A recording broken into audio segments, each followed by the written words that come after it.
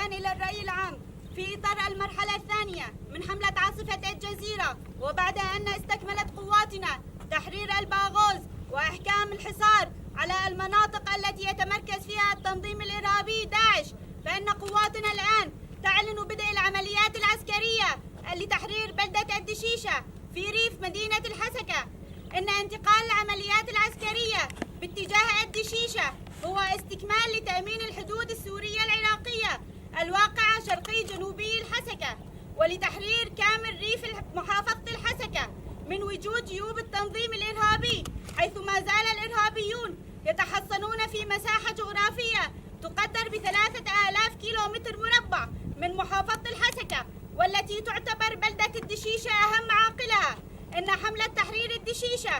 تم التخطيط لها مسبقا بالتنسيق مع الجيش العراقي وقوات التحالف الدولي